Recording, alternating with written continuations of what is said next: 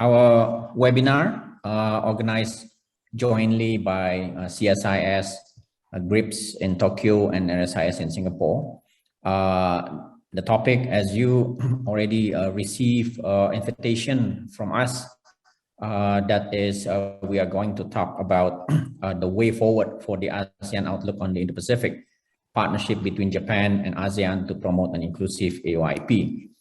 And Japan, as early as 2016, already proposed the free and open Indo-Pacific that is quite in line with what later contained in the ASEAN Outlook on Indo-Pacific in 2019. That is, Japan believes that the Indo-Pacific region should become a stage for international cooperation and collaboration rather than an arena for geopolitical confrontation and tension. And amidst the recent development in the region, with the ongoing strategic competition between the two superpowers, the United States and China, I think the Japanese concept needs to be discussed more thoroughly, because we would want to transform the region, not to be defined by this strategic competition between US and China. And this webinar will focus more on the principle and norms, and then the content of cooperation and the implementation mechanism of Indo-Pacific Initiative. And then we are trying through the webinar today with the speakers and discussants and all the participants, we are trying to discuss a concrete path toward the materialization of AOIP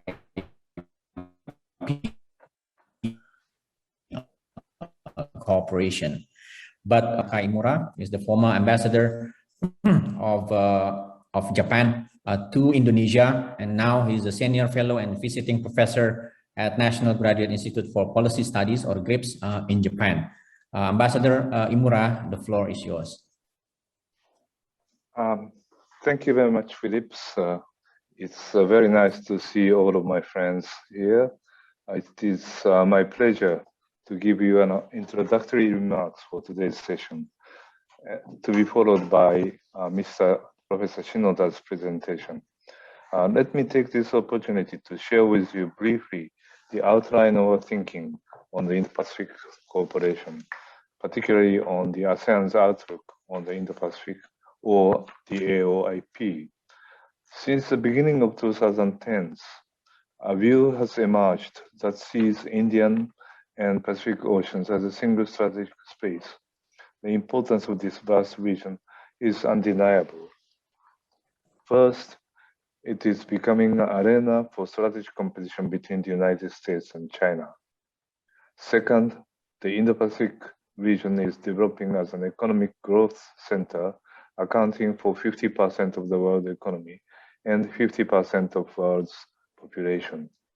Third, the Indian and Pacific Ocean are located on the key sea lanes connecting the Middle East and Africa with East Asia, but they face a variety of security challenges, including moves to change the status quo in the maritime order, piracy, terrorism, proliferation of weapons of mass destruction, and natural disasters.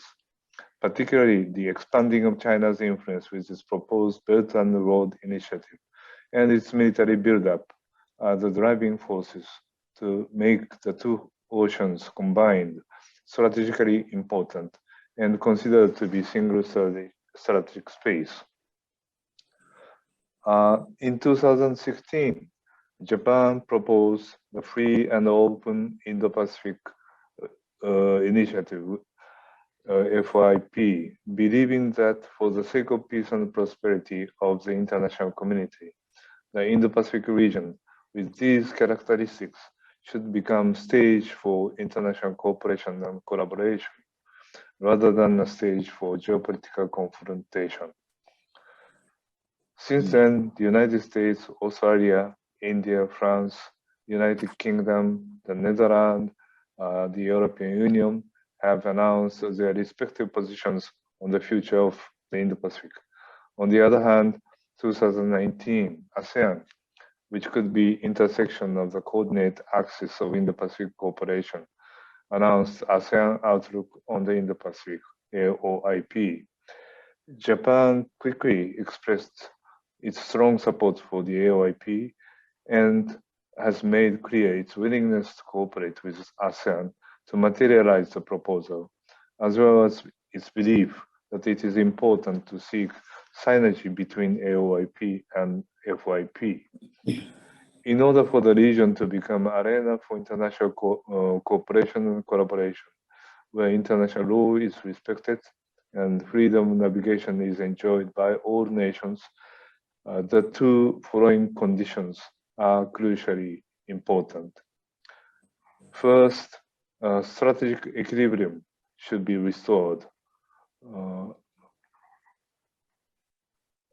Together with international coordination and cooperation systems which stabilize it, many eminent scholars, including Henry Kissinger, have reflected on the relative stability that was maintained on the European continent after the Vienna Conference throughout the 19th century and cited the balance of power among great nations as the most important factor for the longevity of the peace.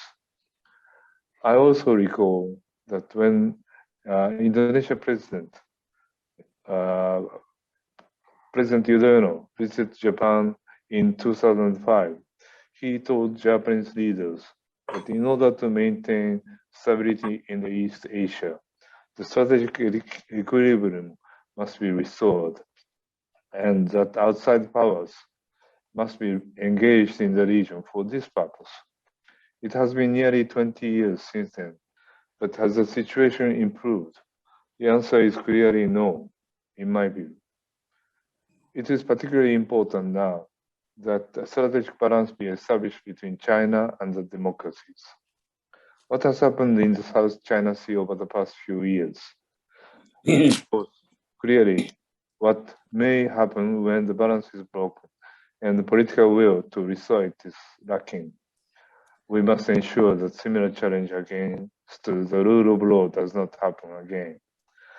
Meanwhile, reacting to China's military growth, many countries in Asia feeling the need now to strengthen its own military capabilities to cope with the increasingly unstable international surroundings. Thus, the region seems to be gradually sliding into an arms race. A report published in 2020 by CIPRI, a Stockholm-based research institute, states, I quote, China's military spending has increased continuously over the past 2 decades as a result of its long-term military modernization and expansion efforts. One of the tables in the report shows that while the US military expenditure in 2020 has decreased by 10% compared to 2011, China's increase in military spending of 76% during the same period was, according to the report, I quote, by far the largest among the top 15 countries in terms of military spending. China's rapid military buildup and external policy posture have become source of concern in the international community, provoking a variety of responses in the region and worldwide. The United States, Britain, and Australia have recently strengthened their security ties and formed AUKUS. Quad, which we hear quite often recently, which consists of United States, Japan, Australia, and India, is not a military alliance, but a strategic cooperation process covering a wide range of areas, including infrastructure, science, and technology, among others. Its existence is also a response to China's rise. However, the balance of power alone cannot ensure peace and stability. It is important that the United States and China restrain themselves so that the bilateral relations between the two countries do not become decisively confrontational and take the path toward stabilizing their relations. To this end, it will be necessary not only to establish a mechanism for crisis management, but also to start exploring the possibility of disarmament and arms control agreements between the US, China, Russia, and some other major powers. It is also desirable for the US and China to cooperate in international efforts on a variety of global issues such as climate change, pandemic, nuclear proliferation, including North Korean problem. I welcome the fact that US Presidential Envoy John Kerry has already started to explore with his Chinese counterparts the possibility of cooperation on the environmental issues. Furthermore, it is my sincere hope that the regional cooperation initiative, such as ASEAN-led AOIP that we are discussing today, will be of a nature to promote cooperation between the United States and China. This is the point which I want to emphasize today. During the Cold War era, as you remember, mechanism for cooperation exchange called Conference on Security and Cooperation in Europe was created, and series of meetings between the West and the East were held to agree eventually on the final act in 1975 on the three components. Number one, security. Number two, economy, science, technology, and environment. And number three, human and cultural exchange. And thus a consensus was formed between the East and West on the path to easing tensions. I hope that such a system for security and cooperation will emerge in the Indo-Pacific, for example, from the East Asia Summit process, which was created at the initiative of ASEAN countries. Secondly, the respect for the centrality and unity of ASEAN is essential for the stability of the Indo-Pacific region. ASEAN is the key region, the fate of which will determine the future course of two oceans. Unfortunately, ASEAN seems to be now becoming the main theater of competition for sphere of influence between China and the democracies. Many of my friends in Southeast Asia say that ASEAN countries do not want to be drawn into a confrontation between the two superpowers. Singaporean Prime Minister Lee Hsien Loong wrote an essay in the Foreign Affairs magazine some time ago. I think everybody remembers about the importance of outside powers not forcing ASEAN to choose between United States and China. In other words, for the stability of the region, it is essential that ASEAN exists as a peaceful and neutral entity, not under the sphere of influence of any of the major powers, in a manner that maintains its unity. For this to happen, it will be necessary for outside powers to behave in a self-restrained manner, and for ASEAN countries themselves not to be distracted by short-term interests, not to lose their autonomy, and not to lose solidarity among ASEAN countries. In addition to Japan, other countries that have already expressed a strong willingness to cooperate with ASEAN for the AOIP, it is important for other countries, other partners, including China and Russia, to support ASEAN in playing a central role in such a cooperation. This will help make the Indo-Pacific a truly cooperative and collaborative arena, rather than an arena of confrontation. Unfortunately, to date, the AOIP has remained a slogan. It is hoped that ASEAN will promptly establish a mechanism for the realization of the AOIP, or at least a roadmap for it. I hope that the AOIP conference, which is scheduled to be hosted by CSIS in November, will provide an opportunity to discuss the implementation of the AOIP. Hopefully, this forthcoming conference will eventually lead to a track 2 process of the AOIP so that the governments can consider the views of private sectors and academia. I also think that Indo-Pacific Cooperation Charter, this is my personal idea, Indo-Pacific Cooperation Charter should be, in the long run, created based on the AOIP concept, using CSC, Conference on Security and Cooperation in Europe, as a model, and with the participation of all the countries in the region. Naturally, the document should meet the political, economic, cultural, and other conditions of the Indo-Pacific region. A couple of years ago, our institution, GRIPS, National Graduate Institute for Policy Studies, Tokyo, formed in Japan the Indo-Pacific Cooperation Study Group, composed of academic, government officials, and business people to study what Japan can do for Indo-Pacific cooperation. We have been holding a meeting every month on a variety of topics related to the Indo-Pacific, and we have also proposed a detailed recommendation to the Japanese government several months ago. Today, I'd like to ask Professor Shinoda, my colleague, to give a presentation on our ideas for the Indo-Pacific cooperation with a focus on the AOIP. So I will pass the floor to Professor Shinoda, please. Thank you, Ambassador Imura, and thank you for setting the tone for the discussion this afternoon. You highlighted four, I think, important points that can be framed as the material for discussion later on after we are hearing from Shinoda-san for his presentation. Number one, you highlight right now the possibility of arms race in the region that we should all be dealing with.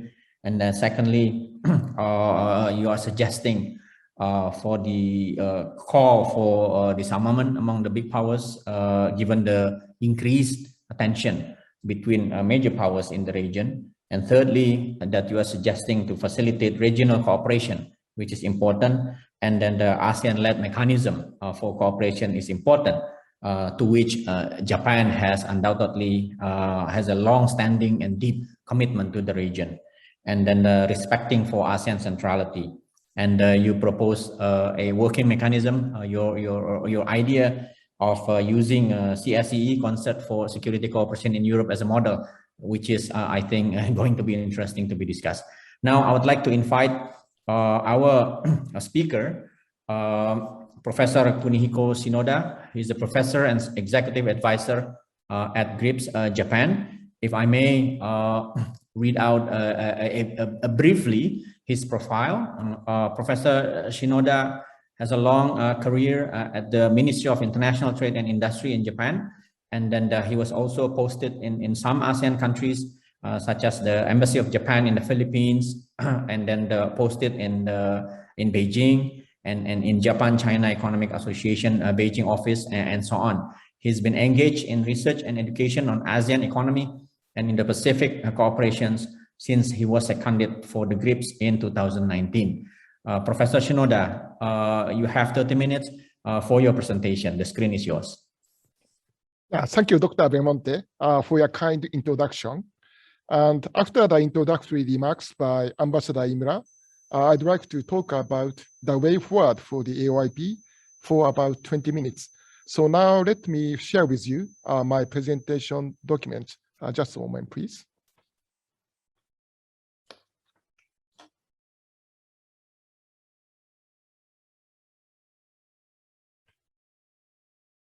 Can you see this presentation document clearly? Okay. Yes. Okay. So as you can see from this table, in considering the future of Indo-Pacific cooperation, it is necessary to analyze it from various levels: its principle and norms, the content of cooperation, and the implementation mechanism as shown from top to bottom. And in doing so, the left-hand column shows the current status and challenges, while the right-hand column shows the future direction to address the current status and challenges.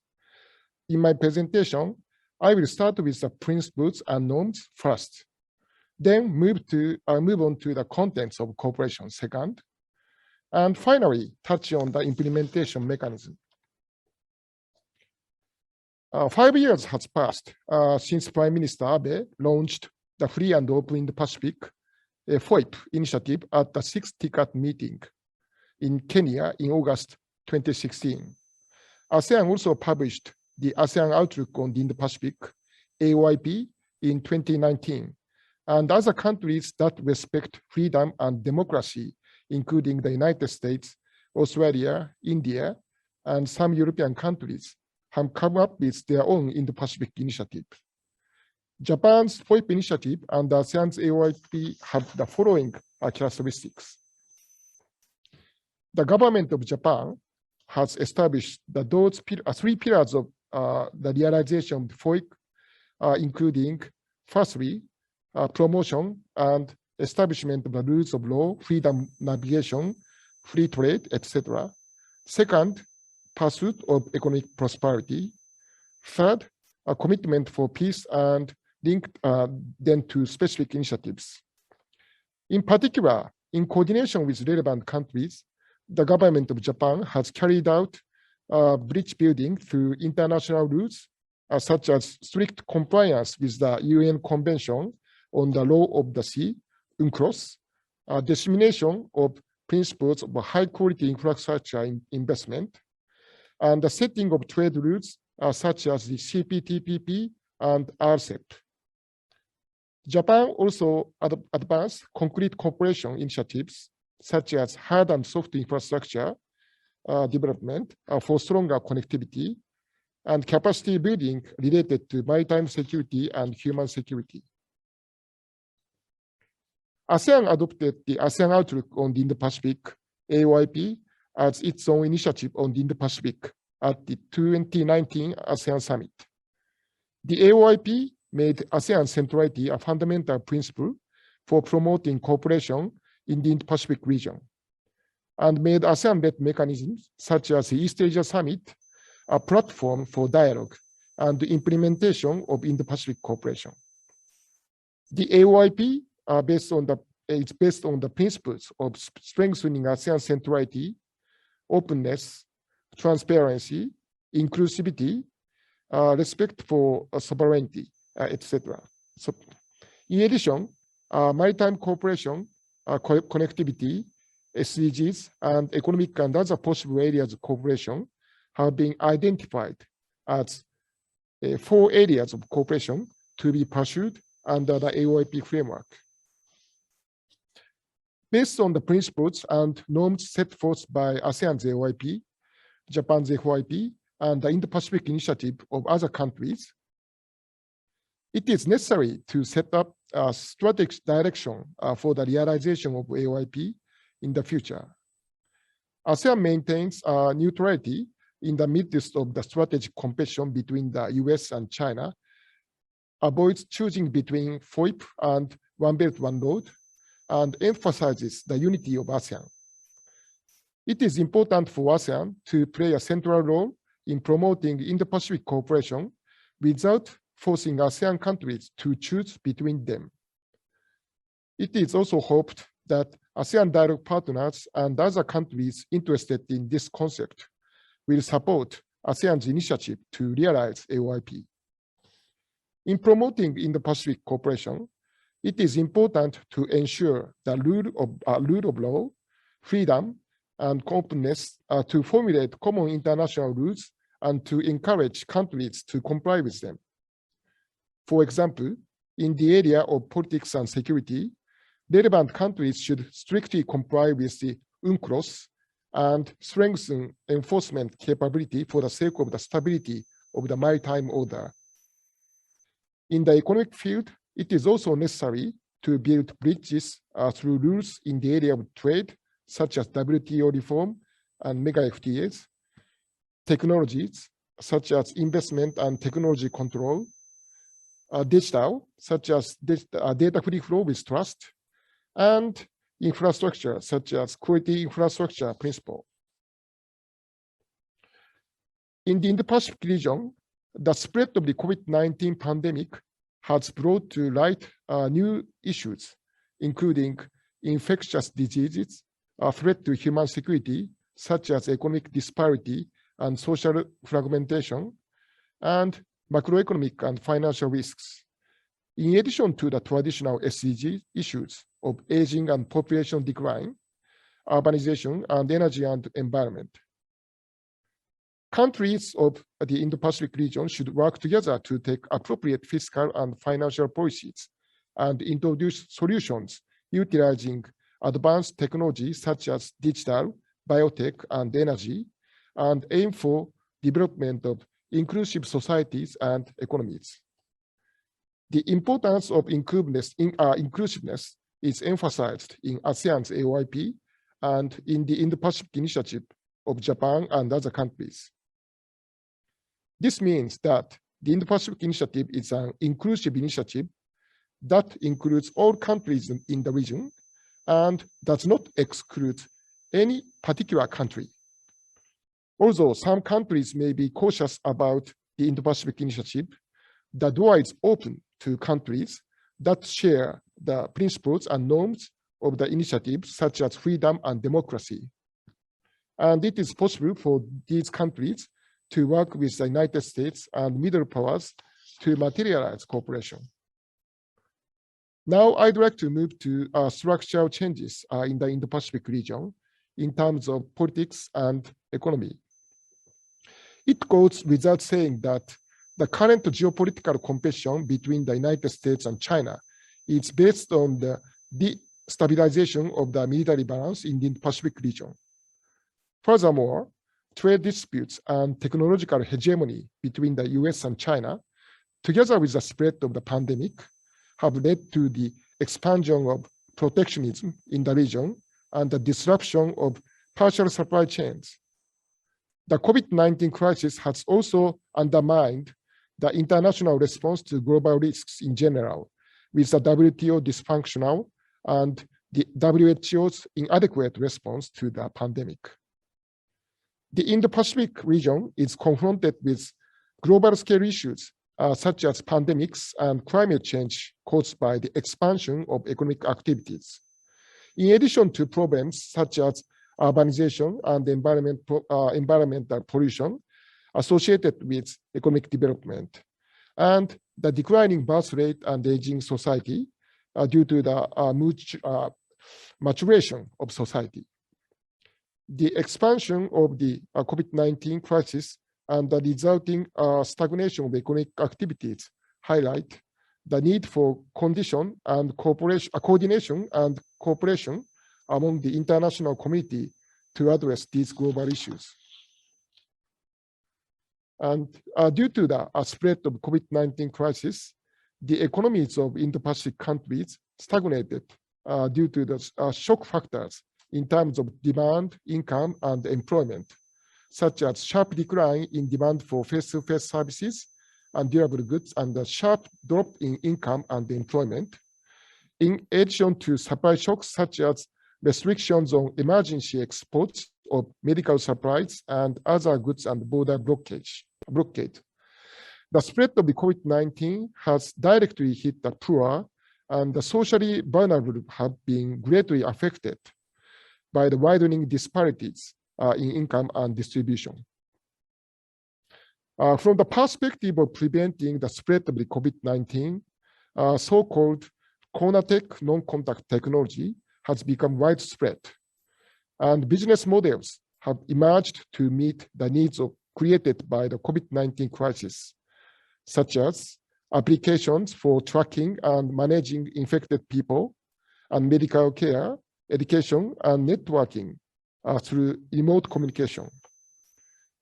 In emerging economies, it is becoming possible to break out of the middle income trap and achieve leapfrog economic development through the expansion and deepening of the digital economy and society, which is known as digital transformation, DX. And we believe that Indo-Pacific cooperation should be prioritized and materialized in line with the 4 cooperation areas of AOIP under the strategic direction for realizing the AOIP as described in the previous section, in a way that respond to the structural changes in the Indo-Pacific region that have been amplified and accelerated by the COVID-19 crisis. In addition, the implementation of Indo-Pacific cooperation should be prioritized, considering the urgency and importance of each issue. In particular, in a situation where pandemics can still persist, it is essential to prioritize pandemic response by strengthening medical systems, building resilient supply chains and digital economies and societies, and economic recovery through macroeconomic and financial policies. Now I'd like to move on to the first pillar of cooperation, maritime cooperation. And Japan needs to strengthen the Japan-US alliance and its own defense capabilities, as well as utilize the Japan-US-Australia-India framework and promote multi-layered cooperation with ASEAN and other countries. Specifically, assistance should be provided to countries in and around the South China Sea to build their capacity in international law, including UNCLOS, and to improve their maritime law enforcement capacity, including measures against IUU fishing.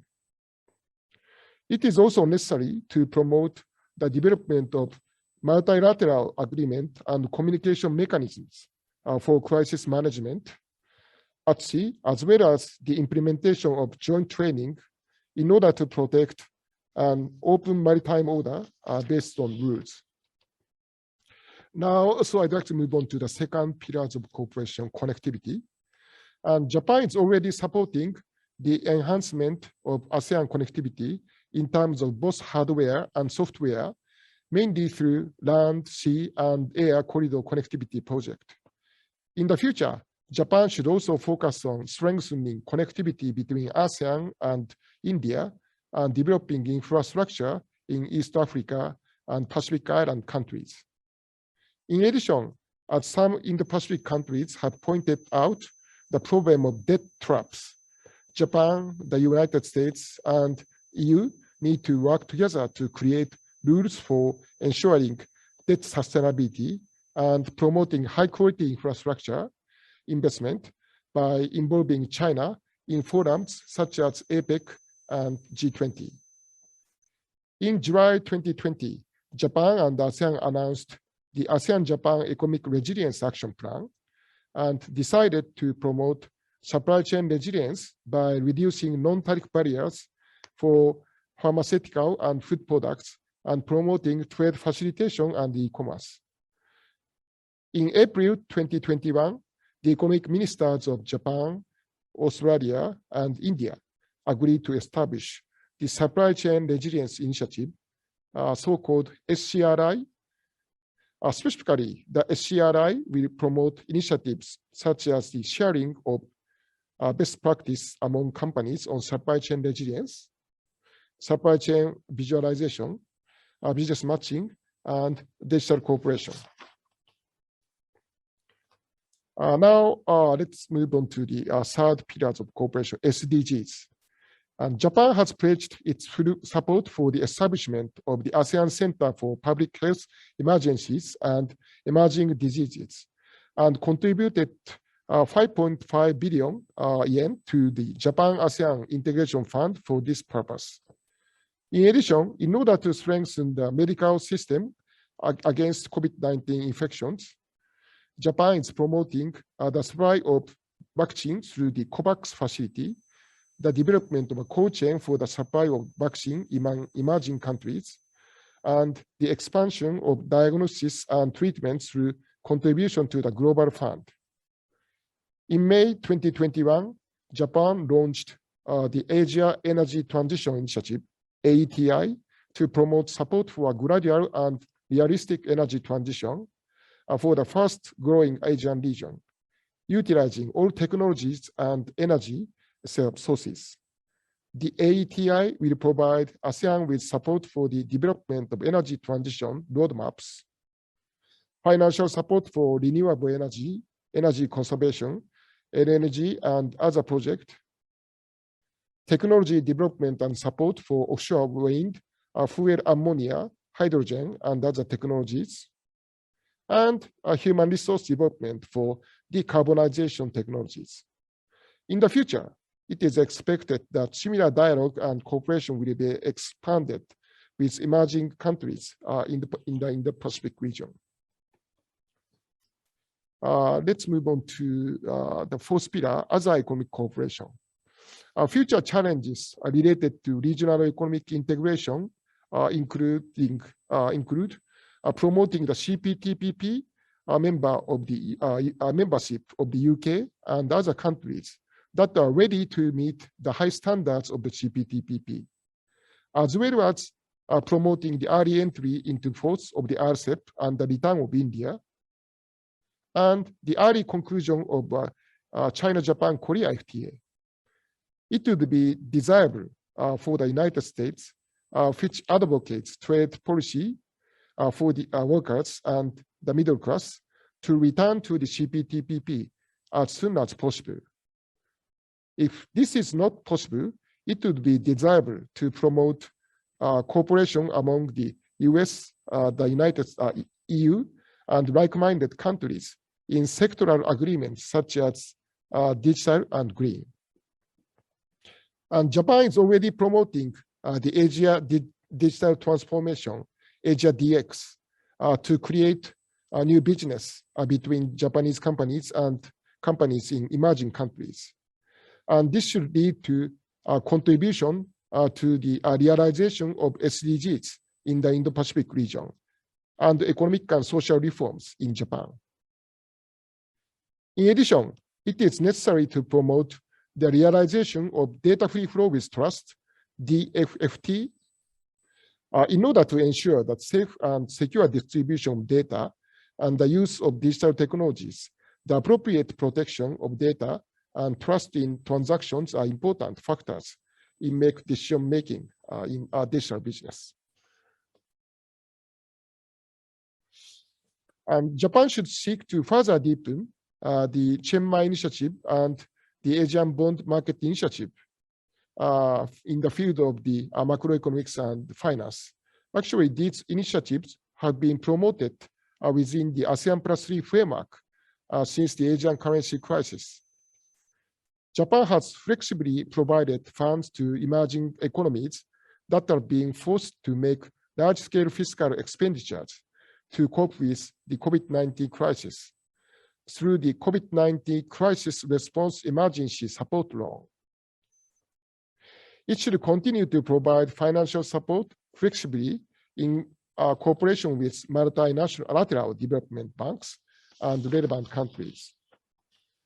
Finally, so I'd like to move on to the third pillar, establishment of a mechanism to promote Indo-Pacific cooperation. First of all, since the ASEAN was formulated in 2019, the AOIP continues to remain a slogan, as Ambassador Imura mentioned, since there hasn't been so much progress in the materialization of Indo-Pacific cooperation toward the realization of the AOIP at the ASEAN Summit, the ASEAN Foreign Ministers Meeting, and the SEOM meetings. The primary reason for this is the history of the AOIP at the time of its formulation. Although it is a guideline for ASEAN's engagement in the Indo-Pacific, it is not a legally binding document or treaty. In addition, its contents explain principles, objectives, and area of cooperation, but do not refer to specific measures or action plans. As a second reason, the expansion of the pandemic has been pointed out.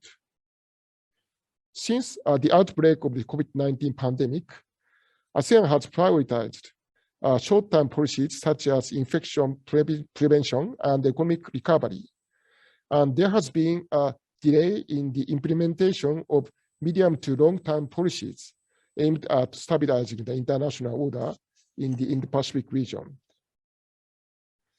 So in the future, a SOM or SEOM high-level task force, HLTF, should be established under the respective frameworks of the ASEAN Summit and the East Asia Summit to accelerate the formulation and implementation of action plans for the realization of AOIP. Various types of financial support, such as ODA, public-private partnerships, and ESG investments are necessary to promote cooperation projects with like-minded countries and international organizations. For example, an AOIP support fund could be established within multilateral development banks, such as the World Bank and Asian Development Bank, to promote the realization of cooperation projects. And based on the demands of industry, ASEAN countries and ASEAN direct partners should promote the holding of international forums and the establishment of mechanisms to promote the improvement of business environment and public-private cooperation projects in this vision and disseminate the results of these projects. In addition, in the future, under the framework of the East Asia Summit, it is expected that universities, research institutes of the East Asia Summit participating countries and international organizations will collaborate to establish a track 2 forum that will make policy recommendations for the materialization of cooperation in the Pacific region in the areas of AOIP-related maritime cooperation, SDGs, connectivities, and other economic and social fields. Thank you very much. So now I'd like to close my presentation. Thank you, Professor Kunihiko Shinoda, for your very detailed presentation from the principal strategic direction of the AOIP and the establishment of establishing working mechanism for the AOIP. Before we get into the free discussion, there will be 2 discussants that would respond and react to Professor Shinoda presentation. The first, I would like to invite Dr. Alan Chong of the RSIS in Singapore. He's the Associate Professor and Head of the Center for Multilateralism Studies. Dr. Chong, the screen is yours.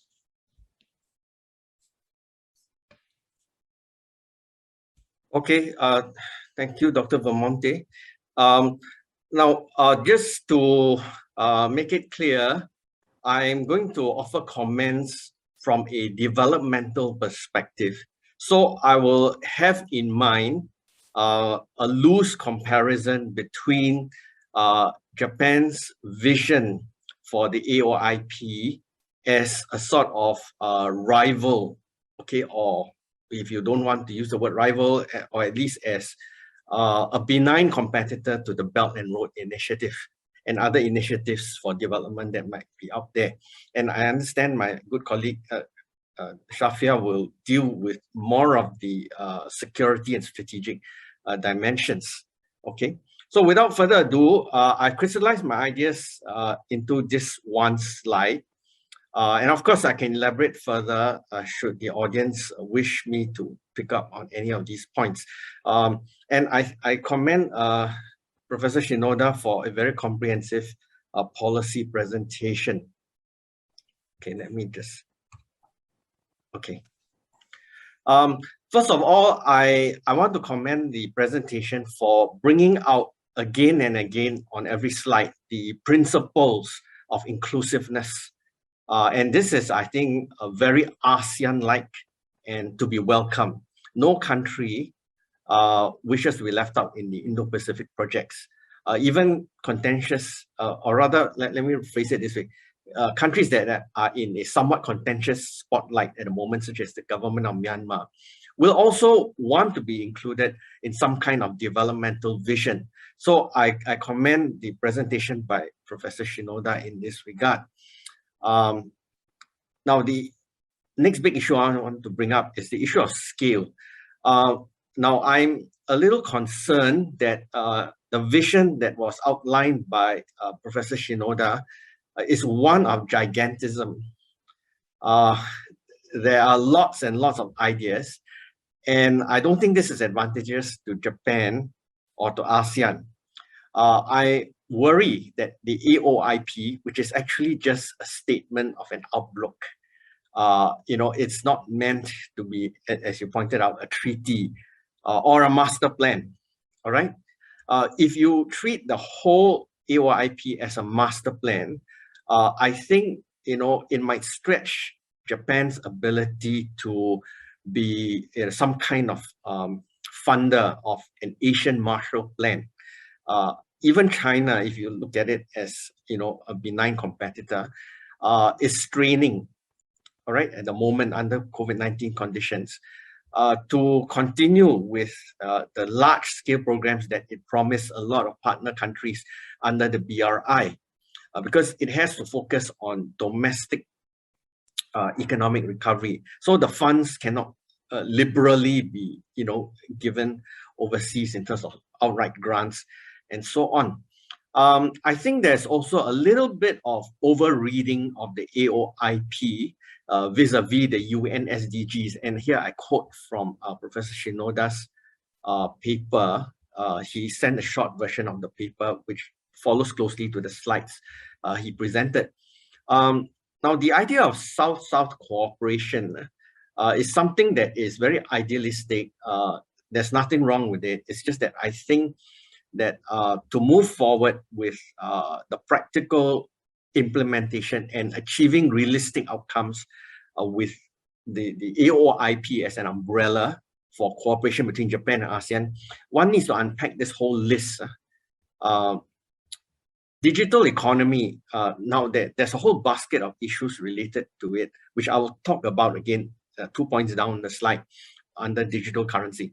The digital economy is something that ASEAN is aware of as a kind of built-in deficiency, in the sense that there are patches of very bright e-commerce activity across ASEAN. I do know for a fact, because I do cover some of this in my own reading and research and so on, that Indonesia and Singapore, interestingly, the two countries that are represented in the commentary here, are very active on the digital economy front. And two of the biggest online shopping sites in Singapore are also cross-listed, I think, in Indonesia. But this does not happen with every ASEAN country. So one needs to bear in mind that the regulatory framework for a so-called inclusive digital economy needs to be taken in terms of small steps or baby steps and so on. Climate change, again, a huge issue. I think perhaps Japan could adapt more practically to certain countries that suffer disproportionately more from climate change than others. All right, Vietnam, Philippines, for instance. Okay, I leave Indonesia to Shafia. Maybe she would like to comment on it later. Singapore is, I think, the least affected, although in the long term it will be affected as well. But if you talk about the intensity and the frequent recurrence of cyclones, typhoons, and things like that, some countries need more urgent cooperation from Japan than others. All right, and if you look at some practical measures that have been taking place before the pandemic in terms of preparing for climate change, I think certain indigenous low technology solutions like growing mangrove swamps or regrowing mangrove swamps can help prevent unnecessary soil erosion, coastal erosion, and so on. And these little things, although they seem very simple, actually help prevent greater devastation for the next hurricane season and typhoon season and so on. Now, this is a nice point to segue into green growth plans.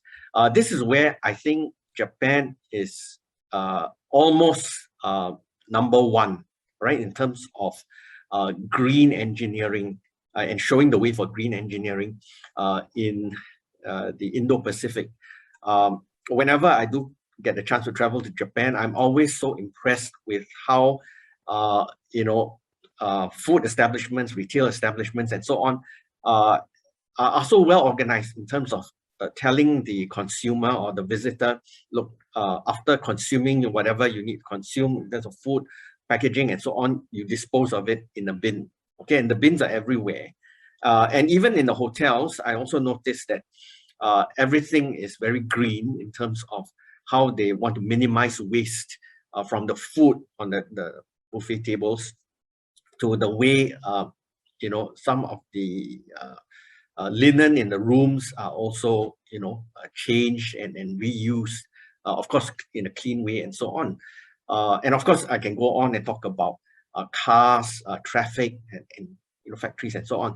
But this is where I think this is a very bright spot, and this is Japan's exceptional strength. Now, moving quickly along, I'm aware my time is running out. Macroeconomics and finance. This is where I think Japan can also make a very real contribution to growth in the ASEAN region. But I do worry again, if Japan is taking on a little too much, because you have to understand, ASEAN is a very diverse set of economies. In fact, you should look at the ASEAN 10 as 10 different economies that require perhaps very tailored solutions to each one. What you focus on with collaboration with, say, Singapore and Indonesia is going to look very different if you look at Laos, Cambodia, the Philippines, and so on. Now, this concept of a digital currency is, I think, okay, very revolutionary, and I commend Professor Shinoda for bringing it up. But it also reopens certain issues about economic sovereignty. As I understand it, because the idea of a digital currency, aka cryptocurrency and so on, Bitcoin, etc., is something close to a private central banking concept. Now, this raises questions. Is Japan prepared to act as the equivalent of a lender of last resort for a digital currency in relation to ASEAN? And also, you need to bear in mind, a digital currency is not, I think, completely immune to what people in macroeconomics would say are the pitfalls of an offline, you know, paper currency. If, let's say, a particular ASEAN country goes into deficit, all right, you know, is Japan's central bank prepared to bail out that particular hypothetical ASEAN economy that requires bailing out? All right, and again, there are degrees of transparency and sound economic governance across ASEAN. You know, it's obvious once you read the news of coming out of ASEAN, even before COVID-19, you realize that not all of us are on the same page when it comes to how we understand sound economic governance. All right. And moving on to the second last point, there's this 2 more minutes. Okay, thank you. The second last point here, the feasibility question due to multi-stakeholder design. Again, on paper, it looks good. But again, I'm concerned of Japan and ASEAN over-promising and under-delivering if you start treating the AOIP as a template for a grand partnership for development along the lines of some kind of Marshall Plan. All right. If I've got time later on during the Q&A, I'd like to show a few pictures from a presentation I made just 2 weeks ago about comparing the Belt and Road and the Partnership for Quality in Infrastructure Investment, where I just wanted to show the audience that if you look at small targeted projects like bridges, you know, across a main river running through an ASEAN city, these things make more of an impact than, you know, a master plan that says, okay, I'm going to do everything on a national scale for X number of countries and so on. That is if I have some space during the Q&A. Now that I've mentioned smaller scale targeted projects, I also want to quickly highlight as my closing point that if Japan is prepared to assist with targeted small scale projects, you won't feel the drain on your aid program, okay, in terms of dollars and diversion of funds from other things that Japan obviously will need, for domestic macroeconomic policies and so on. And small-scale projects sometimes will also bring you exceptional returns. Okay, I will talk about building literal vehicular bridges if I have the time during the Q&A later. I'd like to illustrate a small case study from the Philippines, where just by building vehicular bridges that cut travel distances by 40 minutes to 1 hour is a significant change, all right, to the economy of that particular city and ultimately to the national economy of that particular ASEAN country. So this is where I think thinking small need not necessarily be bad or negate from the idea that Japan is an important development partner of ASEAN. With that, I end here. Thank you. Thank you, Dr. Chong. And I think that's quite a deep engagement and critique to the proposal and the presentation put forward by Shinoda-san. Of course, Professor Shinoda-san would have time later on to respond back to Dr. Alan Chong. Now, I'd like to invite Dr. Shafia Muhibat. She is the head of the International Relations Department at CSIS. Dr. Muhibat, screen is yours. Thank you so much, Pak Phillips. Thank you to the organizers for the invitation to join today's discussion. And of course, to Ambassador Imura and Professor Shinoda for their presentation on the way forward for AOIP, discussing about partnership between Japan and ASEAN to promote an inclusive AOIP. And also, of course, to Dr. Alan Chong for his generous comments.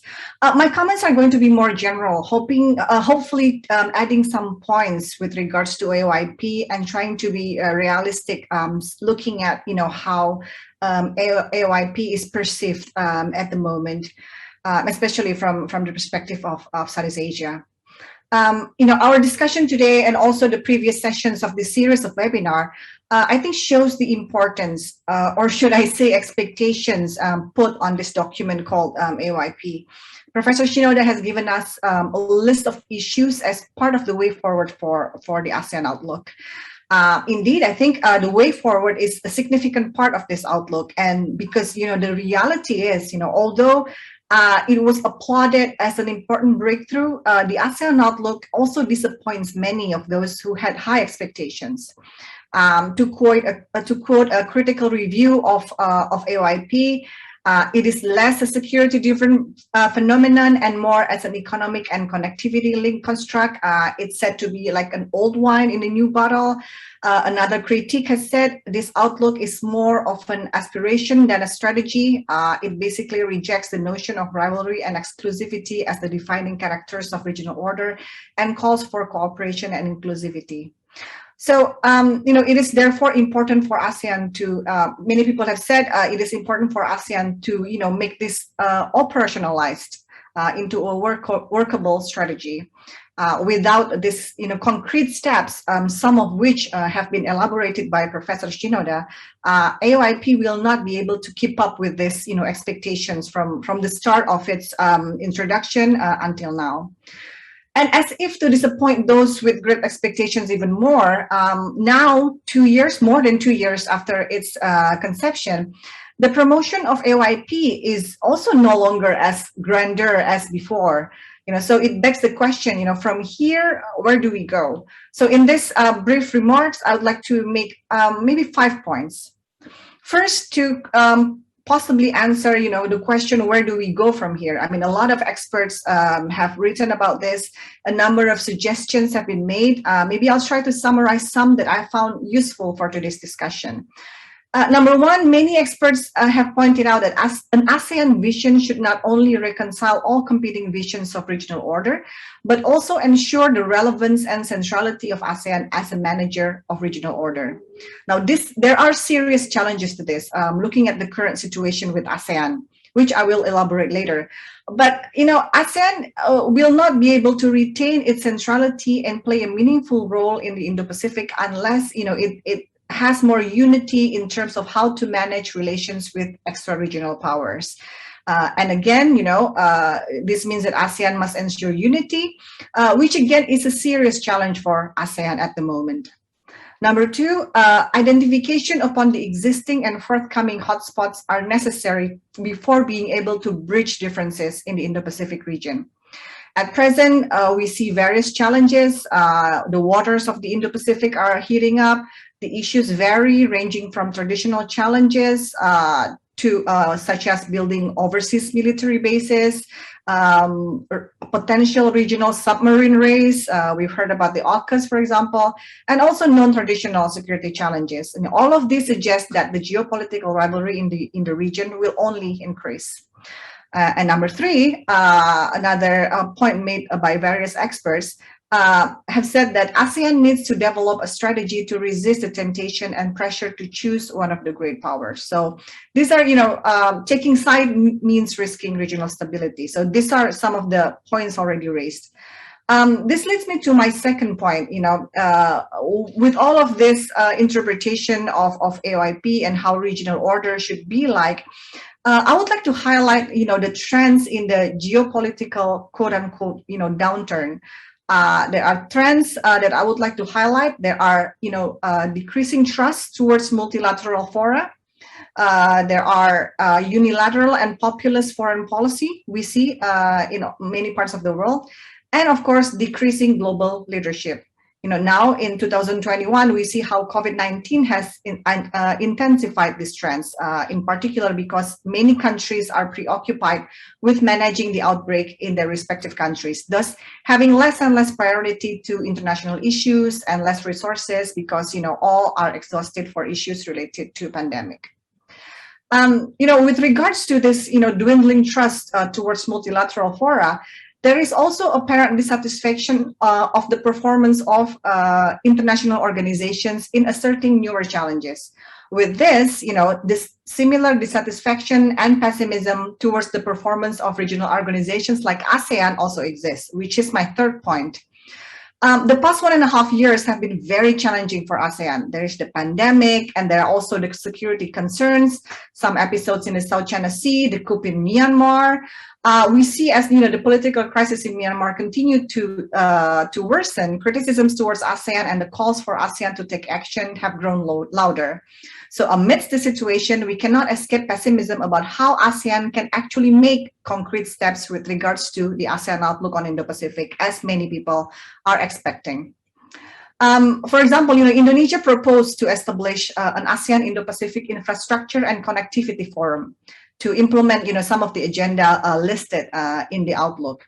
The forum had plenty of objectives intended to ensure connectivity projects in the region go hand in hand, for example, with ASEAN connectivity plans. However, the pandemic has hindered this forum to really kick off, and now we hardly hear any updates about this plan. So from this, I come to my fourth point, which is, since ASEAN introduced AOIP more than 2 years ago, a number of countries have also introduced their own documents of IP strategies. The UK, France, Germany, European Union have been keen on pushing their own agendas in the Indo-Pacific. Many of these documents actually share similar points with AOIP. Also highlighted by Professor Shinoda, Japan's FOIP also have many similar points with AOIP. So there are complementarities. But until now, very little has been done to actually follow up this shared interests.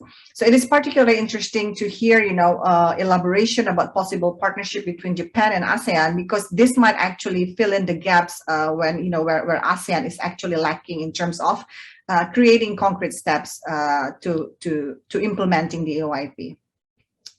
Now, this brings me to my last point that I would like to highlight. What does this whole issue say about Indo-Pacific? AOIP, since the beginning, or actually at the beginning, is an expression of how Southeast Asia needs a region with stable order to maintain life and growth of the state and its people. It's an expression of Southeast Asian countries to ensure that its borders and sovereign rights are respected by others. So that is why the aim is eventually an Indo-Pacific that has less competition or rivalry and more cooperation, which is clearly reflected on the document of the ASEAN Outlook. Indo-Pacific constructs and mechanisms could coexist with its own preference of multilateral institution building and the objective to establish rules-based order and prevent extra-regional powers from shaping the region. So these were the, the intention at the beginning of the creation of the ASEAN Outlook. But now, the question is, and I would like to end my short remarks by posing this question. Is this sufficient to allow Southeast Asia to adapt to current international and regional challenges? My answer tends to be no. Indo-Pacific is important. ASEAN collectively made the right move to shift focus to the larger Indo-Pacific. However, it will need a more comprehensive and innovative strategy to face the current challenges, something that, ASEAN is currently lacking of and facing serious challenges. Current Indo-Pacific in 2021 is a different arena for state competition and cooperation. And, it's critical for ASEAN for Southeast Asian countries, I'd rather say, to make it clear to the major powers not to formulate their policy towards Southeast Asia on the basis of strategic rivalry between them. So their relations with Southeast Asia should be based on Southeast Asia. And I think this is something that, is still needs to be clarified going into the future, while ASEAN at the same time also tries to create these concrete steps into implementing the ASEAN Outlook on Indo-Pacific. I'll end my remarks here and looking forward for further discussion. Thank you so much, Pak Phillips. Thank you, Dr. Muhibat. I think we have listened to one speaker and two discussants, which somehow they criticize but also add some points. And then if we add what Ambassador Imura-san earlier said in his welcoming remark, then you have a rather kind of a variety of issues and concern about the Indo-Pacific. Now, participant can pose question in the Q&A function on your Zoom screen while waiting for any questions and comments on that function. If I may, I'd like to invite the host and panelists who are seen on the screen. If any of you would want to add this to the discussion, please, I'll give each 1 or 2 minutes to respond and raise your points. If I may, I'd like to invite first Dr. Rizal Sukma. Thank you, Philip. Good afternoon, everyone. Imura-san, it's good to see you again. Nice to see you. Alan, it's been a while since the last time we meet each other. I will not comment to the speakers and the discussion. I will respond to opening remarks by Ambassador Imura. So I think there is one important point that he raised, which I think almost everyone, in ASEAN, would agree to that. But of course, we need to work harder in order to get everyone to agree to it, which is the importance of multilateral platform to manage, the US-China relations, be it the competition or cooperation, because great powers will do both, will do both cooperation and also competition. So ASEAN is dreaming with the ASEAN Outlook on Indo-Pacific that they want to transform the competition into the cooperation. So I don't think the US-China relation is really, in that binary position. So I think both elements are there.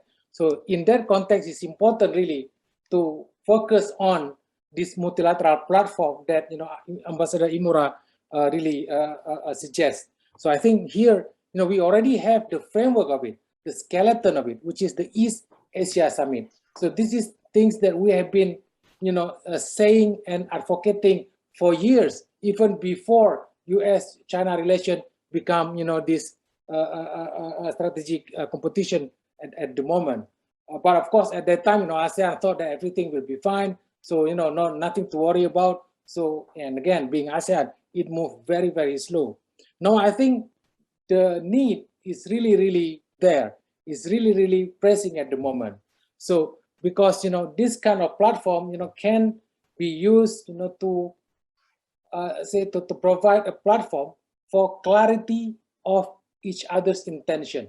This is important, for ASEAN countries and all other members of the East Asia Summit to have a forum where they can, get a clearer understanding of each other's intention.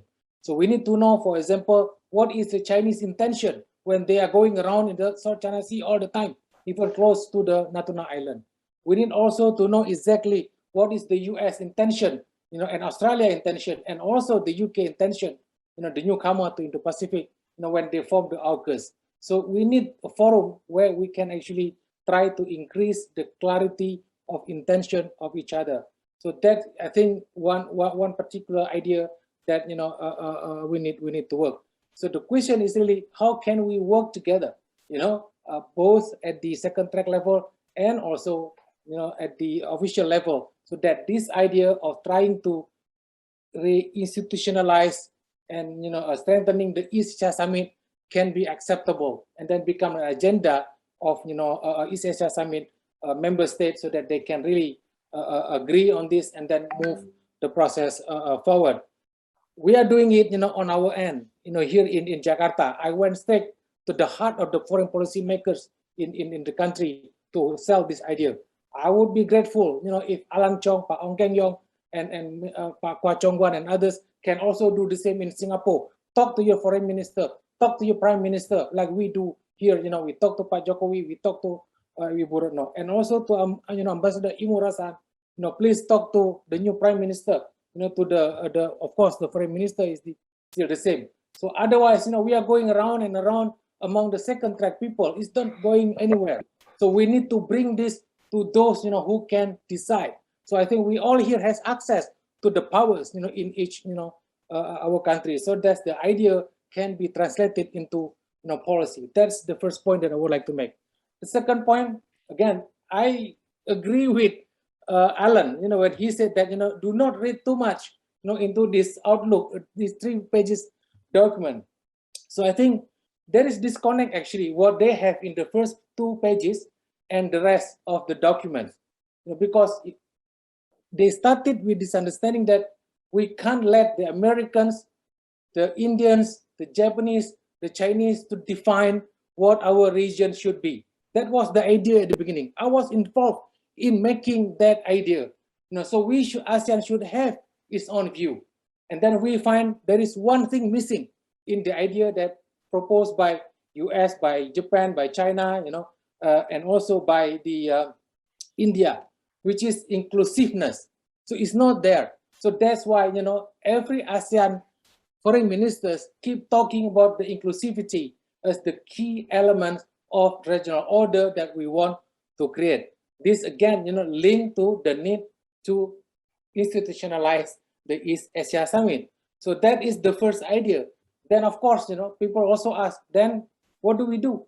Then of course, countries throw in the things that, we are thinking very hard, just now on the importance of maritime cooperation, the importance of SDG, importance, of economic cooperation, the importance of connectivity, and so on. If we don't stop it, after 4 ideas came out at the meeting, then the ASEAN Outlook on Indo-Pacific will have 20 priority areas, believe me. So it's actually moving all the plans that we already have in ASEAN-Japan, cooperation, in ASEAN-China cooperation, in ASEAN its own cooperation, and then put all together into the so-called, this ASEAN Outlook on Indo-Pacific.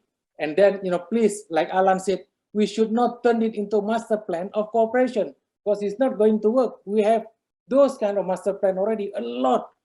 I can't even remember, how many and what are the names of those, because 2020 to 24, we will do another things, another one, and then 25 to 30. So it's endless, so that's, I think, but the key question is really, how can ASEAN countries provide or play a role, to facilitate, this rivalry and cooperation, not only between the US and China, but also among all the middle powers and also other powers in the region. So ASEAN should be able to do that.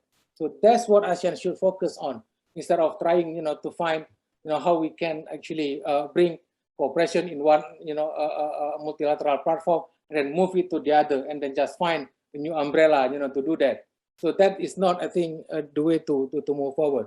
I'm sorry, I'm a bit skeptical of this process, but I think, we need to really to say spade is spade, Thank you so much.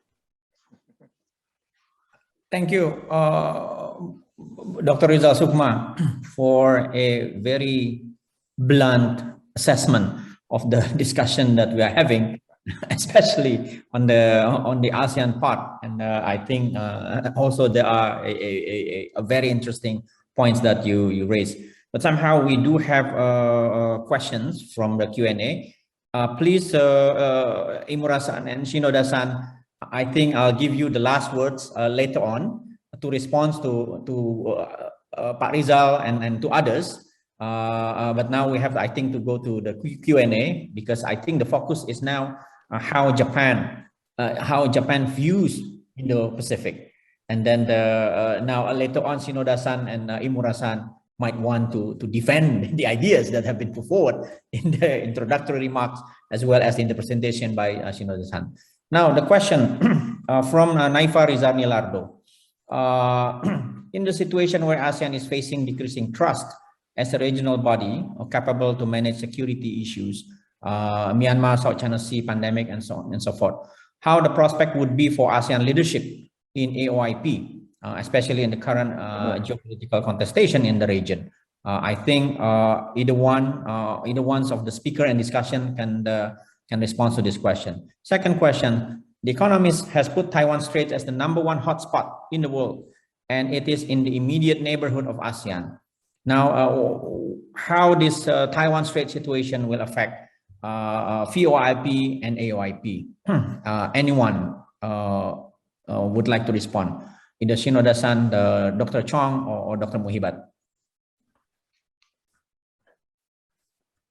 Okay. Phillips, can I? Sure, yes, Imura-san. On the second point regarding Taiwan Strait, indeed, the situation regarding the Taiwan is becoming increasingly serious, and even some American military officers saying that there will be a military crash in that region, and which will inevitably affect not only Taiwan and Chinese relationship, but also the region as a whole, worldwide. The question is, will the Taiwan Strait situation affect the FOIP and AOIP? Well, I think the answer is very clear. It will affect, or it will destroy all those ideas, FOIP and AOIP, which were launched in order to prevent the situation in the region or international situation from getting out of control. If this happens, something happens at Taiwan Strait, then I think we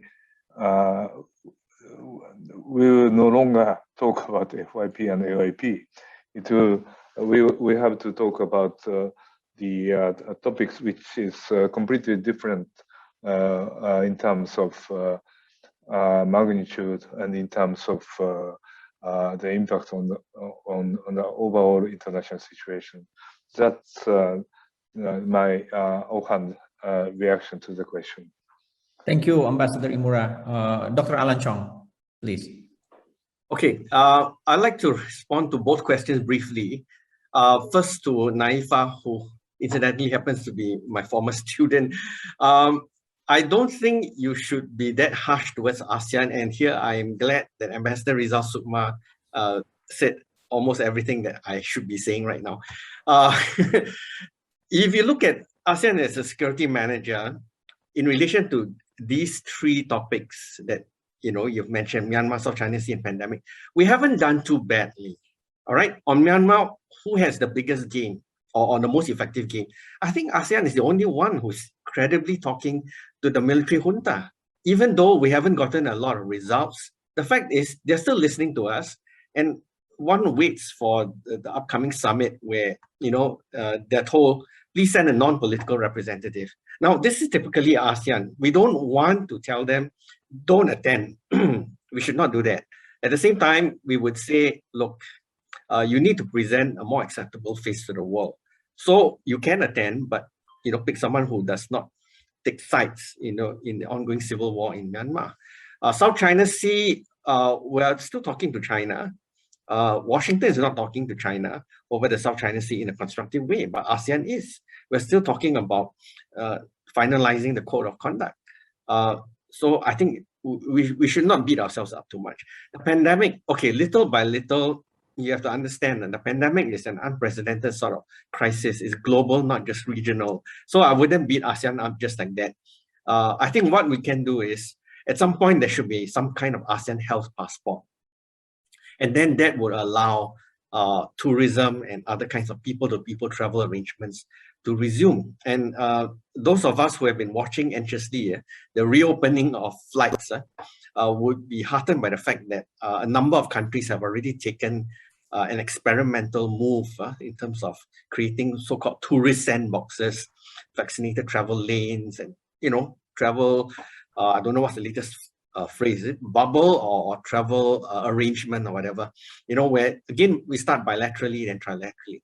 Now, moving on to Henry Chan's question about Taiwan Straits, I think this is where I think FOIP and AOIP can show some thought leadership in relation to the China-Taiwan issue, in the sense that if we keep repeating that we need to stick to a rules-based way of dealing with disputes, I think Beijing would get the hint. All right, of course, we can't force Beijing to stop, its occasional military demonstration towards Taipei, but at least by keeping channels open. And of course, this is the beauty of ASEAN. We are always the third channel or the fourth channel. And, both sides can, happily meet in ASEAN without losing face. And this is what ASEAN is good at. And I think in this way, we really emphasize the open in both FOIP and AOIP. Thank you. Thank you, Dr. Alan Chong. Professor Shinoda. Thank you, Dr. Belmonte. I'd like to respond to the first questions. And about this question, maybe ASEAN can play a major role in settling this kind of issues related to Myanmar, South China Sea, and pandemic. For example, ASEAN was planning to dispatch its special envoy to Myanmar, or ASEAN has conducted code of conduct negotiation with China, or ASEAN has come up with its own corner recovery plan. But maybe ASEAN can mobilize the finance and resources of other dialogue partners. For example, under the framework of the AOIP, ASEAN can utilize the existing cooperation framework, such as the ASEAN East Asia Summit, or ASEAN Plus, or ADMM Plus, or ASEAN Regional Forum. So ASEAN countries can mobilize assistance from other dialogue partners through having intensive discussion with the dialogue partners. Yeah, this is my response. Thank you, Professor Shinoda. I've seen the Ambassador Ong Keng Yong raise his hand, but I would like to preempt him, because with my own question, it seems that Ambassador Ong Keng Yong, our dialogue partners, be they China, Japan, and others, they are keen to throw in ideas into ASEAN. And then the response from ASEAN side would be, well, that's too big for us. Do not throw too many ideas to us, because, like Alan Chong said, well, should not be a master plan, or Bang Rizal said, well, the problem would be the institutional mechanism of ASEAN and so on. Now, Ambassador Ong Keng Yong, given your experience as the Secretary General, General Secretary of ASEAN, how should we read this? What is the problem with ASEAN? And then our dialogue partners like Japan has been very enthusiastic about helping and then trying to implement the ideas put forward by ASEAN itself. But the response somehow many times is cold from our side. Please, Ambassador Ong Keng Yong. Thank you, Pak Philip. You can hear me? Yes, we can. I want to respond to your comments. I don't think we are not responding to ideas given to us, or we are not taking advantage of any opportunity that come our way. Don't forget, we have 10 different countries. Very small country like Singapore, an island city-state, and a big country like Indonesia, 18,000 islands. Population depends on who you ask, but definitely hundreds of millions of them. So at different time, different ASEAN member states have different interests. So if you are going to be Cambodia and taking over as chairman of ASEAN in 2 months' time, you would want to prioritize some agenda items, so that your chairmanship will be regarded as successful and of great interest to your own population in Cambodia. So what do the rest of the other 9 guys do? We cannot be always saying no, and it is sometimes useful to support the idea of the chairman of ASEAN to do certain things. So this is a kind of dilemma we are in. But actually, I am more and more convinced that ASEAN is actually quite a useful mechanism to manage all the different ambitions, different unhappiness, different expectations of our respective government, our respective society, our respective people. So it will not be an easy journey. Every year we have this kind of debate, this kind of discussion at track 2. Some people think that the policy makers move too slowly. I don't think so. From the benefit of my insider view, I think our leaders and our officials are quite exceptional, because they want to make sure that there is no volcanic eruption of whatever each of them do or does, Because imagine if now one of our countries say we want to buy nuclear submarine, because since we're having submarine, we might as well do it nuclear. What would that happen? What would that be? What kind of effect that will be on all the rest of us? So I think over time, I don't think it's deliberately designed like that, but over time, ASEAN leaders, ASEAN governments have gotten used to this idea that they should try to manage their own expectation and ambition by using the ASEAN mechanism. It is always there. How you want to use it is up to you. So now, for example, today we are talking about AOIP. AOIP, to be honest, is basically a clever idea to respond to the arrival of FOIP and the strong reaction of China to the FOIP. And then we have the Indian who want to exert themselves over Indian Ocean and say that you must not talk about Indo-Pacific without thinking of India's interests. So what ASEAN had done as a group, I think Indonesia and Singapore worked very hard on this particular AOIP to try to put in the AOIP what Indonesia would want idealistically and what Singapore would want idealistically. And then when they got a formula, they need to go and convince the other 8 guys, okay, can you all support this now?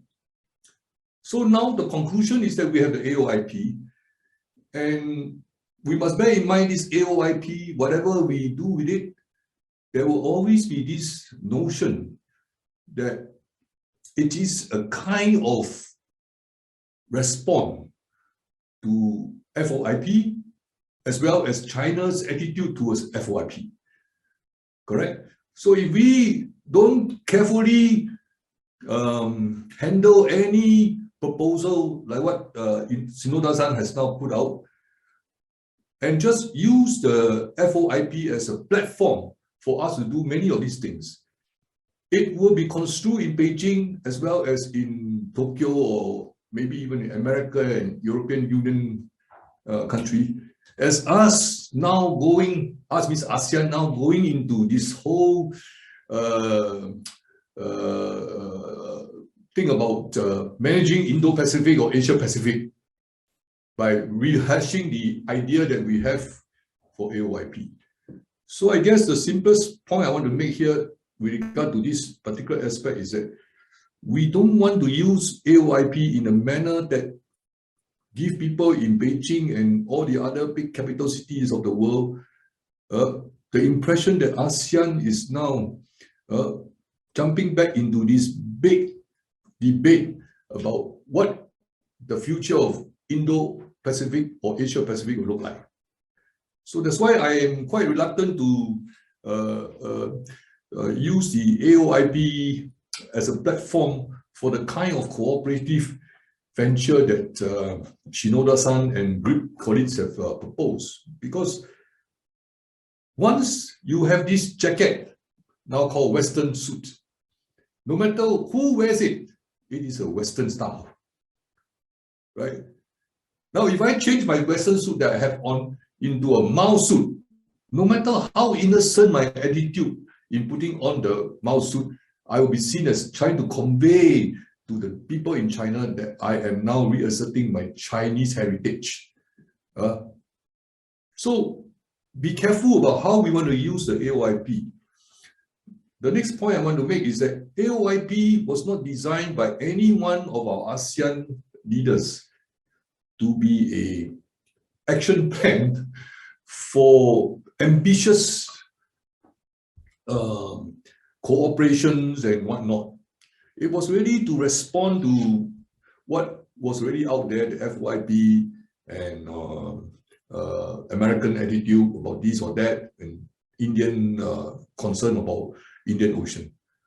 So many of these things that Shinoda-san has proposed, in fact, if I may say so, Shinoda-san, this is a master plan for a Japanese official or Japanese ministry to hold it and say, okay, now this is what I want to do as Japan. Where is a platform for me to go and practicalize it? How do I concretize it? You say, there is a thing called ASEAN-Japan Dialogue Partnership. There's a thing like what Rizal mentioned, East Asia Summit. There is a thing called, ASEAN-Japan Environment Cooperation Program. Japan and ASEAN has several hundred such platforms because Japan is one of the most proactive and supportive dialogue partner of ASEAN in ASEAN community building. So in AOIP, there is no action plan for the things that Shinoda-san has proposed. Because the leaders say, any action, go back to one fundamental book. That is the ASEAN Community Plan. And under the ASEAN Community Plan, we have 3 blueprints. One for political security cooperation, one for economic integration, and one for social cultural cooperation. Right? And then we also have one more very important ASEAN plan, which very few people remember nowadays. It's called the Master Plan on ASEAN Connectivity. So for all the things that Shinoda-san has designed in the slide presentation, I would say that that is your Japanese official, Japanese practitioners' work plan. How do I deal with ASEAN? How do I enter into ASEAN and work with ASEAN to work towards our Japanese objective? Then you see, okay, we have ASEAN Economic Community, ASEAN Social Cultural Community, ASEAN Political Security Community, and ASEAN Master Plan on Connectivity. All these are already done. And they are all waiting for a good partner like Japan to come in and say, okay, I like this. I want to build these bridges. I want to build this kind of small project in the village outside the main city. Let's go. If you do that, you can have actually quick action because they are all there waiting for the suitor to come. Right now, there are no movement because, well, ASEAN, as I always say, they have very little money to do this kind of project. They rely on dialogue partner, especially Japan. Yeah. So if you now look at all these packages, in all these blueprints, in all this master plan on connectivity and say, let's go. There is actually very little any other country in ASEAN can stop it because it's already done. It's just waiting for buyer to put the money and put in the key to the lorry or the truck and go. So I think if you allow me to be very blunt about it, your presentation on this AOIP is actually very good as a guiding plan, a work plan for Japanese ministry, Japanese officials. Now you can get this over to the ASEAN Secretariat and say, okay, I want to do this. Where do I go? The Secretary General of ASEAN will tell you, oh, Imura-san, for this one, already we got ASEAN-Japan green cooperation, or we have ASEAN-Japan action on digital cooperation, or the smart city. We have already got the smart city plan. So I think if we do it this way, we will not attract attention from people like China or India or America. These are the three big guys that give us all kind of headache these days. You say, wow, you Japan have done this. So now I will go and make the ASEAN people even more drunk by also offering my own new plan. And then how? We end up again being criticized by all the people on the question and answer panel, say we didn't do anything very much, we just declare all the real problem, blah, blah, blah. Yeah. So I think this is something we want to think about.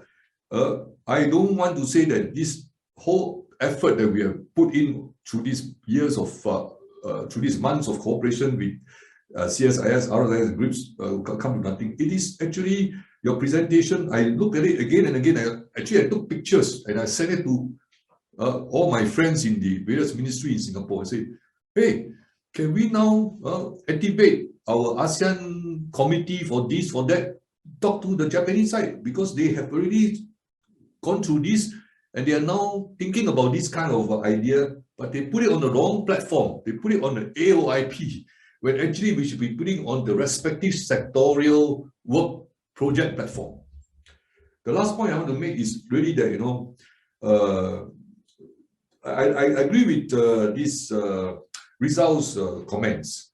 We need to now look at how we can really use our existing mechanism. We really got enough. That we run out of what I call rack for holding all the jacket. No, there is a jacket called EAS. There's a jacket for ASEAN defense ministers, plus for this, for that. So we need now to just go into any one of these existing platform and try to generate some immediate action.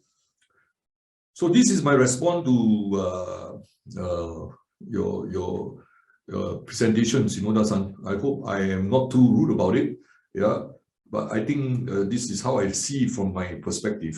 And then with regard to the one of the questions raised about the Myanmar situation, I don't usually agree with Alan Chong, although he's my great colleague in RSIS. But actually, right now, the situation in Myanmar go back to one fundamental point. It's a fight between two brothers, and they expect us outside of the family to come and try to sort it out for them. How? Yeah, both sides have to decide what is the future of the family, the Myanmar family, I mean. Yeah. So what ASEAN had done is a very clever way, not completely within the expectation of diplomats or professor of international relations in all the famous university, But it's like a result, we always say, when the leaders of ASEAN come together, they don't follow anything that all of us advise them. No? They just see what is the most practical thing. Now, they cannot say, I don't want to accept Myanmar at the summit, right? European and other Western countries say, I don't want to talk to the general. Okay. Actually, when the general is there, you hardly talk to them anyway.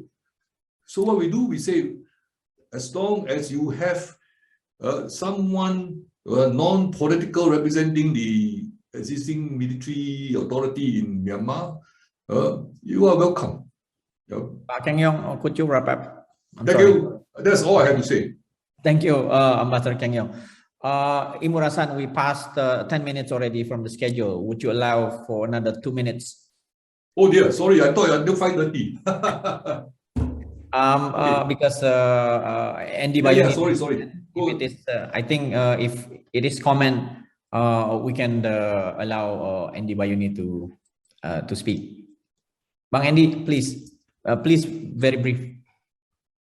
Yeah, thank you, Philip. Just want to comment on some of the remarks dismissing the AIPO as slogan, and also the criticism that Dr. Muhibat said when the AIPO was launched. I think those criticisms were valid. I talked to the people who drafted the Outlook, and they said it was actually deliberate. I mean, the Outlook only contains norms and principles, but no detail, right? The idea is that if the Outlook has the details already in place, then most countries will probably reject it because it's too detailed, it's too restricting. So, and I think it actually has worked. In looking back 2 years since the launching, we have seen how many countries actually sign up to the idea of AIPO. Japan, United States, Australia, India. One country that's still missing, but very important, is China. China is not on board yet. Now, this is something I think that ASEAN and friends who already signed up to the idea should work on to convince China to join, because it is the only document that mentions inclusivity, whereas the other Indo-Pacific initiatives doesn't have that, and it's actually seen in Beijing as a part of the containment campaign. I don't think ASEAN has convinced China yet, because I don't think China is talking, is using the word Indo-Pacific, still using the Asia-Pacific. But that's, the point is that once everybody is on board, and then we can talk about moving forward with this idea. For now, I think the initiative from Japan here to the way forward, to look at some collaborations in economic projects, I think that's already allowed under the Outlook document. There are already some initiatives. Basically, anything that involves more than 2 countries collaboration within the region would fall under the AIPO platform. But that's not the main issue. Main issue is that once everybody's on board, I think people can sit down and discuss the details. And I like the idea from I think Professor Shinoda, that maybe the AIPO could be turned into the European CSCE model on security. But that's down the road. I think the idea is this paper actually, the Outlook, if you look back, Dr. Muhibat said nothing has moved, but if more countries are actually accepting the idea, I think that's something is happening. Typically, this is ASEAN way. Just put the document in place and let's discuss the details later on. In the same way that we launched the ASEAN community without the details, and we say, okay, launch ASEAN community in 2015 or 16, but the real community will happen in 2015. This is typical ASEAN, and I think it's the same thing with the AIPO. It's slow, but it's actually, looking back 2 years since the launching, it's actually making some progress. Not much, but some progress. Thank you. Thank you, Bang Andy Bayuni, for your comments. Now, I'd like to return the screen to either Professor Shinoda or Ambassador Imura-san for the last word before we close the session.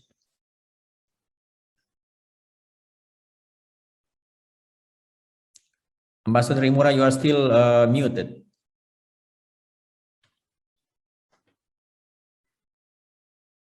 Do you hear me? Yes. Yeah. Okay. Thank you very much, and for all the interesting comments made during this session. And I just want to say, agreed, no more. I cannot agree more with Andy Bayumi's comment. Actually, the Southeast Asia is now in the focus of attention globally. I think all the international communities are watching what can happen in this region, together with, of course, Taiwan Strait and Korean Peninsula. But what is going to happen here in Southeast Asia will change the picture of international community, international relations, and the competition, geopolitical competition is going on, as everybody knows, and lots of voices have been raised. US FOIP, Japan FOIP, Netherlands FOIP, UK FOIP, Australia FOIP. Many countries have been focusing their attention on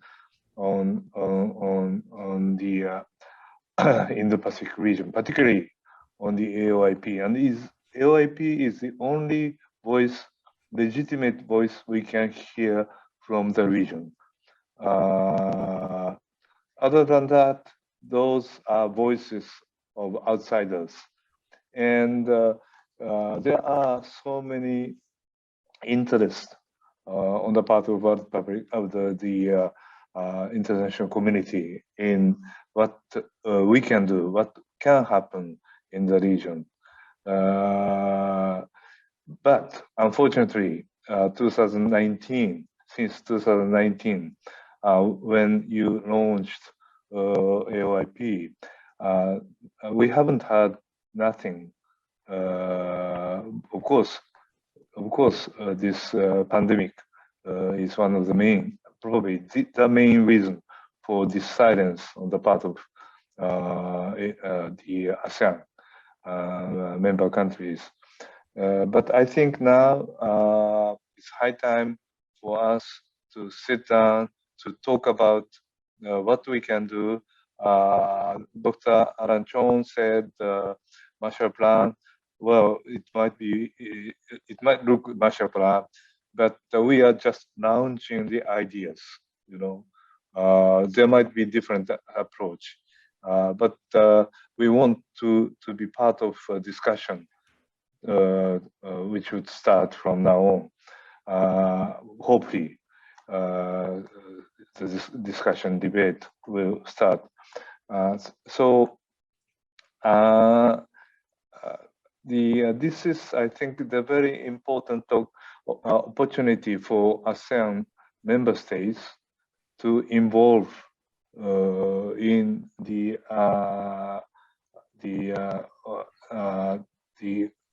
what you are going to do with hopefully with the consent of all member states. But if not, maybe discussion, even some discussion will be very important among ASEAN member states. But I think we should seize this opportunity to move on. Those many countries in Asia, Europe, in the United States, they are probably ready to support, or probably they consider the region as the theater for confrontation. But nevertheless, people are watching, and I think what ASEAN member states can do and will say is going to be important. Thank you very much for anyhow. I think CSIS will host AOIP conference in November, and I hope that is going to be an important opportunity for all of us to discuss again. Thank you. Thank you, Ambassador Imura. I think we have to end the session because we passed already 20 minutes from the initial schedule. Thank you very much for attending, and then to the speakers, Professor Shinoda, Dr. Alan Chong, Dr. Shafia Muhibat. I think one takeaway from this session is that although I think I agree with all the discussions and the criticisms, but somehow if we look at the problem from Tokyo or from Beijing or Canberra or from the other dialogue partners capital, I think in order for them to get the buy-ins, they have to cast the wider net. So they have to throw in ideas in order to get the buy-ins. They cannot, focus on a few things because that would be a dead end. No 10 ASEAN member countries would only agree on few things. So that's, I think, the nature of ASEAN dialogue partners relationship. Thank you very much. See you in our next webinar at CSIS together with our friends at GRIPS and RSIS. Thank you.